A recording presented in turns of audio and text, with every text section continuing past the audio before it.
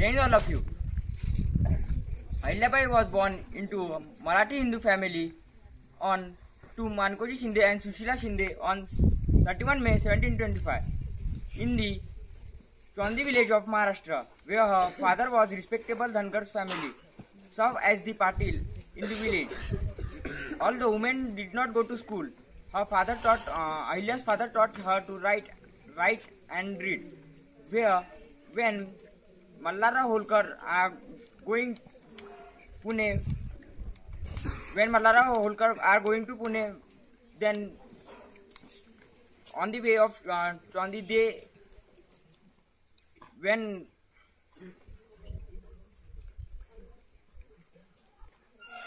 Ahilyabai was served in the mandir, and then Mallarao Holkar asked her to marry, and in 1733 Khanderao Holkar married to Ahilyabai.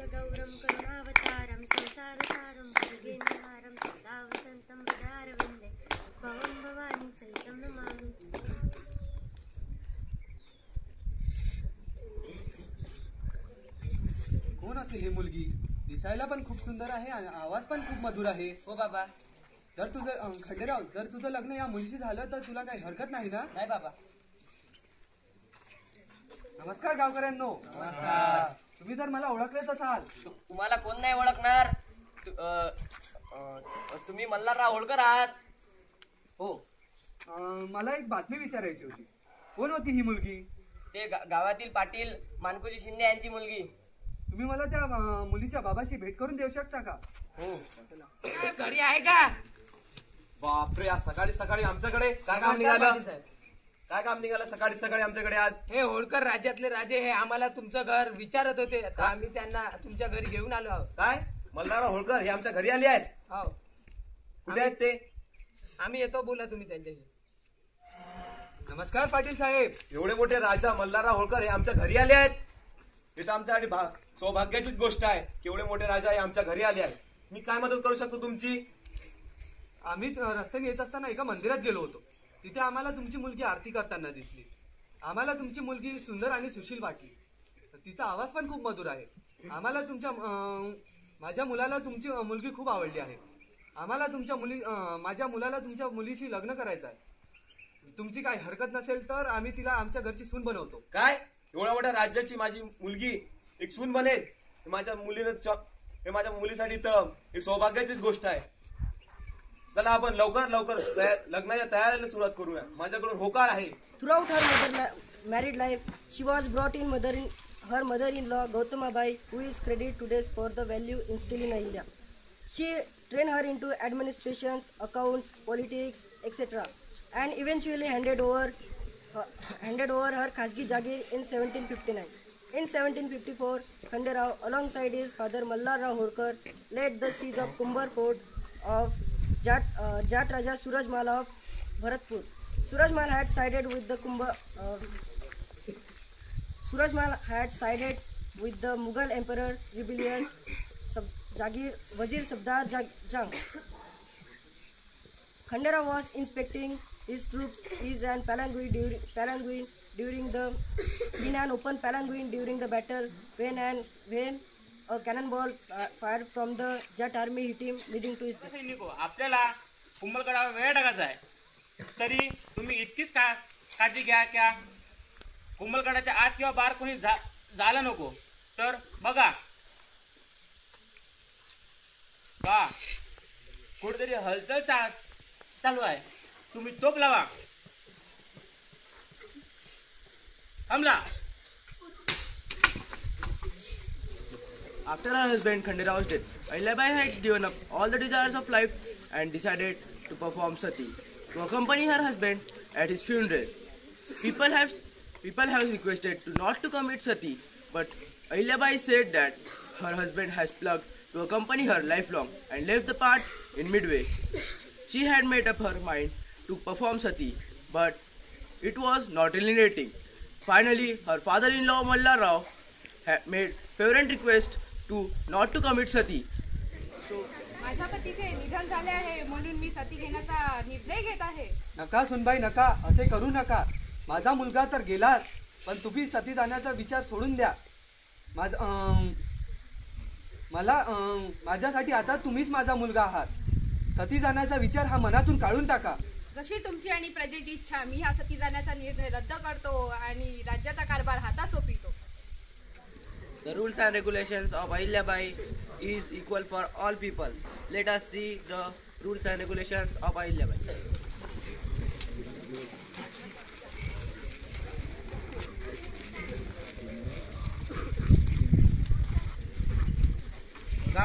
बघा गावकऱ्यांना बघा, महाराणीच्या पुत्राने ह्या निर्दोष गायच्या बछड्याचा जीव घेतला. आता ही तक्रार घेऊन आपण महाराणीकडे जाऊया. असं ऐकलं आहे की महाराणी सर्वांना समान न्याय देते. तर चला चला गावकऱ्यांना आपण महाराणीकडे जाऊया. आणि अहिल्याबाई होळकर की जय. कशाचा कल्ला आहे हा? मुजरा राणीसाहेब मालेराव जेव्हा रथाने जात होते तेव्हा त्यांनी या निर्दोष गायच्या बछड्याचा जीव घेतला. ह्या गायला न्याय हवा, महाराणी न्याय हवा. माझ्या राज्यात सर्वांना समान न्याय मिळेल. माझ्या मुलाने ज्या रथाने गायीच्या वासराची हत्या केली त्याच रथाने त्यालाही उडवून देण्यात यावे. सैनिकांनो, आताच्या आता ही माझी कारवाई सुरू करण्यात यावी.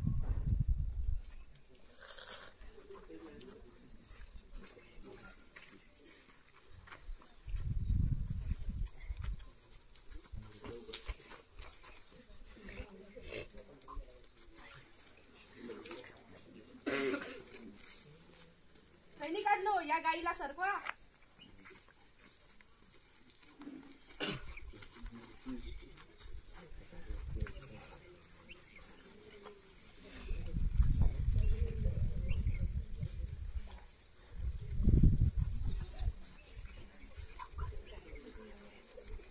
सैनिकांनो, ही गाय परत मदत आली.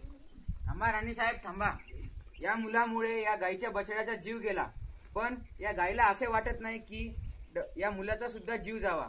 तुम्ही हा निर्णय रद्द करावा. हो राणीसाहेब, निर्णय रद्द करा. जशी प्रजेची इच्छा. Letter to her from Malhar Rao in 1765 illustrates the trust he had in her ability when sending her on a military expedition to Gwalior with the huge artilleries. This letter clearly shows that not only was Ahilyabai military trained, she was also considered and capable neither to run civil and military affairs. Ahmed Shah Durrani invaded Punjab in 1765. Malhar Rao was busy to fighting with Rohilla army in Delhi. During the same time, Ahilyabai was captured the Gohat fort. माझ्या सखींनो, तुम्हाला तर माहितीच आहे आपल्या राज्यात सैन्यांची किती कमतरता आहे. आता आपल्यालाच आपल्या राज्यासाठी सज्ज व्हावे लागणार. आणि चला, उचला तलवारी आणि व्हा सज्ज.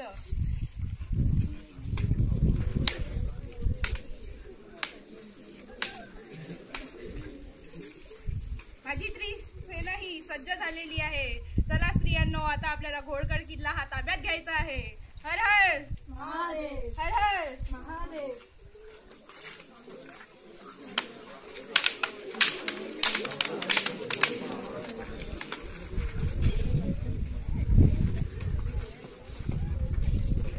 स्त्री सैन्याचा विजय झाला आणि हा घोडगड किल्ला अहिल्याबाईच्या ताब्यात आला.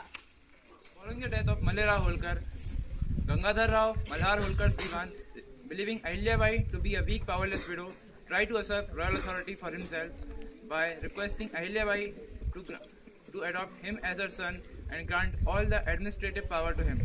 But Ahilyabai promptly refused to do so. Gangadhar Rao then organized rebellion against her and instigated Raghunath Rao, uncle of Peshwa Madhav Rao, to attack the Holkar domain of Indore. On coming to know about the encampment of Raghunath Rao's army, Ahilyabai immediately dispatched the letter to compatriots of her late father-in-law, Maharji Sindhia and Damaji Rao.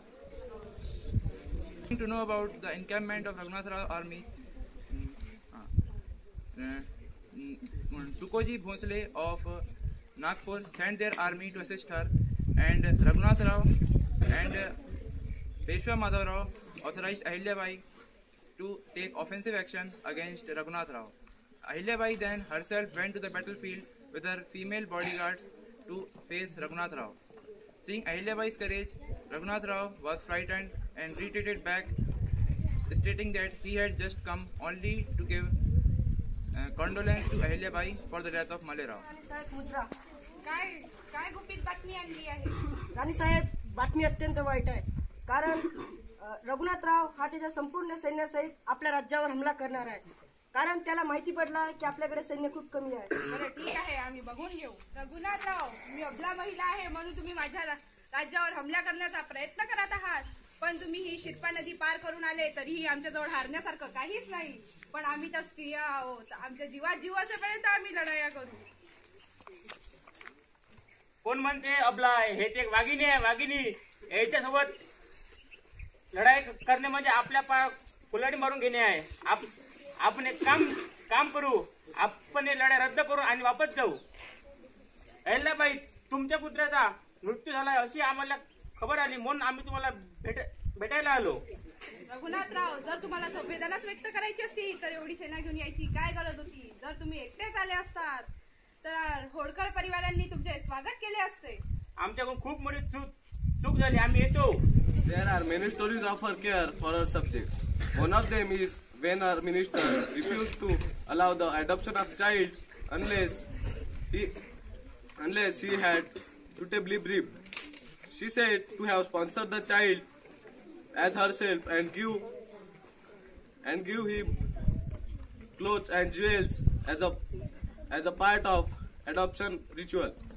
Ahilyabai not only settled conflict between Bhils and Gonds, but also give them a small duty of goods passing through their territories. Ahilyabai was a great pioneer and builder who developed hundreds of temples and dharamshalas. Ahilyabai died on 13 August 1759 at the age of 70. Class सावधान. Jain sir.